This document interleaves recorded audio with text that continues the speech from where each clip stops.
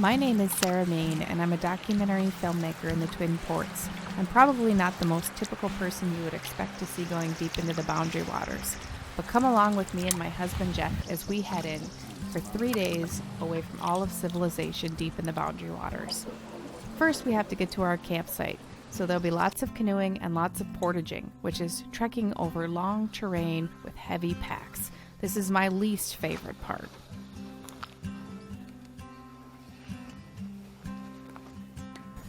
And that is not easy. In fact, it's probably one of the more uncomfortable things that I enjoy doing. But there's something about finishing and something about having that endurance and not giving up.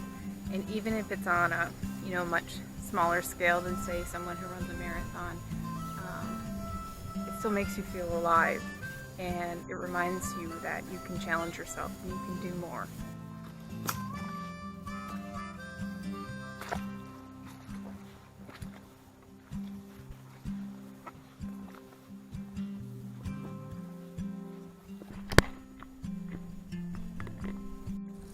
We spend most of the day canoeing and portaging to get to our lake. So as you can see, my pack actually got wet. We got water in the canoe. I blame the dog, but it made this last portage especially difficult because my pack literally felt like it was at least 10 pounds heavier than it was on our first portage in. So that was a challenge, but I did it. We're here. We're at our lake. Oh yeah.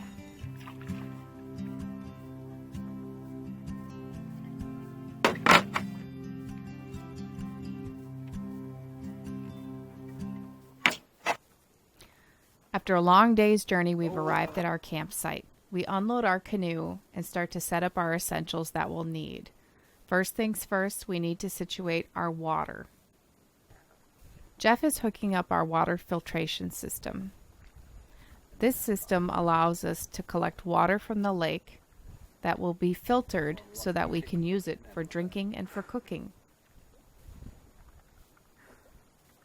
That'll go great in my nature documentary, honey. Thank you. Notice that Jeff is holding 2 bags.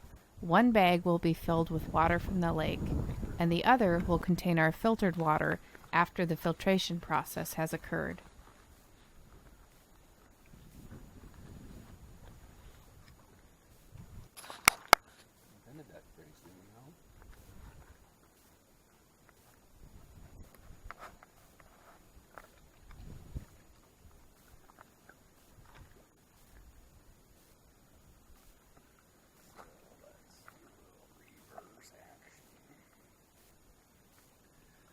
Now that our water is busy filtering, we can set about setting up the next important element, shelter.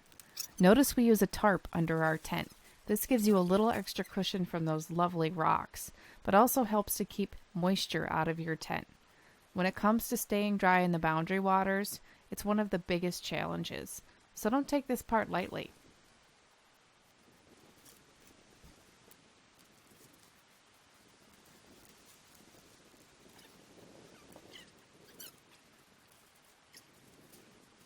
With a tent set up, I head back to check our filtered water, and there it is. Yes, it is yellow, but I assure you it is filtered and safe to drink. As Jeff finishes with securing our rain fly to keep our tent nice and dry, we head out to look for a bear tree. A bear tree is where we hang our food away from camp. Notice we're passing the latrine. Yeah, that's full. All Boundary Waters campsites have a latrine for you to use. A bear tree needs to be a certain distance from the camp, and really, the further the better. Keeping food around the campsite when you're not cooking or eating just attracts animals, and animals and humans don't always mix. So to protect the animals and yourself, have a plan for what you're going to do with your food. Notice Jeff is tying the rope around a rock. Lily, come. And now he's going to throw it into the tree, after he gets the dog out of the way safely, to string up the rope for our bear bag where our food will be lifted. Now this always goes as planned. But because I'm recording today, it won't. Attempt Oh, do you number need me one, to do that? not so good. Okay, Jeff. Here we go. Lily? And up. Oh, man. That didn't go well. Now it's stuck. Okay. All right. Here we go. A little bit of help. All right. We got our rope in the tree. So now we have our rope set in our bear tree for our bear bag. We're not going to hang our food up right now because we haven't eaten all day. But it's very important that we get our bear tree and our rope set while it's still light out so that we don't have to hunt around and find a tree when it's getting dark. Nice job, Jeff. Speaking of food, it's time to eat. Dinner consists of a couple of rice packets cooked over a small, compact stove that we packed in. To save on weight, we pack in as little food as possible. So we're really counting on some good fishing over the next couple of days to keep us fed. So this is our tent, and this is where we are going to be base camping out of for the next 3 days. It's pretty basic. A nice tent. We have this outpost one, which I really like because we have an extra room out there. It can get kind of cramped if you have rainy, icky weather and you have to spend a lot of time in the tent. So it's nice to have a little extra sheltered space out there. Before that, we used to actually pitch a tarp that we could kind of sit under. So for sleeping, we have pretty typical for Boundary Waters. We have mummy bags that keep us nice and warm, and then we have air inflated pads that we sleep on. It's not the greatest. I do usually wake up with a sore back, but it goes away after a while.